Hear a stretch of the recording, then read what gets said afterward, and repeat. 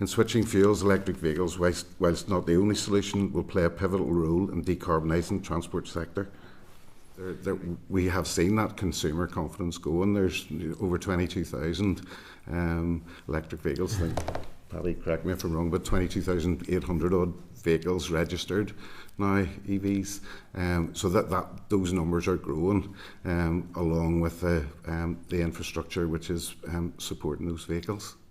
And from a home charging perspective, there are still issues that need to be dealt with.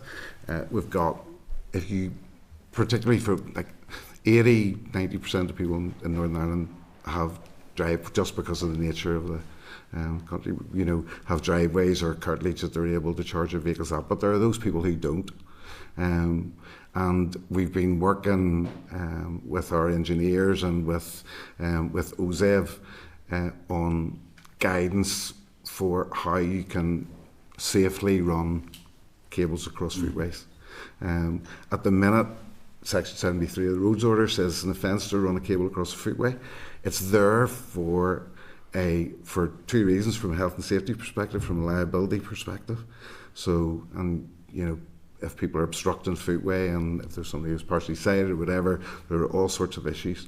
So we're trying to look at how we can get that issue sorted from the point of view of that meeting those safety requirements and dealing with the liability issues, and not leaving individuals vulnerable if they put a charge point in their house, run a cable over the footway, that they don't find themselves vulnerable to claims. So that's something that we're collaboratively working with the other guys on. We've been engaged also, Cal, just exploring the type of options that could become available.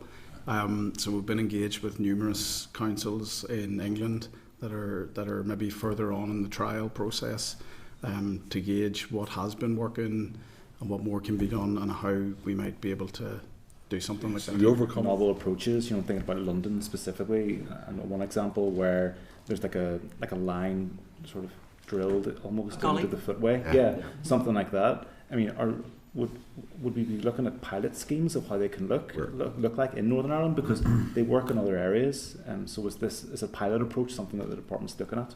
That's what we're trying to see what has been successful in England. There has been nothing that has won the game here as far as that's concerned yet. So we're looking at what, as far as Cornwall and Oxfordshire, we've been sort of seeing, but we've also been sort of trying to look at it from a Northern Ireland context, because some of the grants that have gone out, we are the Highway Authority, so we can decide what streetworks licence are granted, who but it's not the technology that's the issue.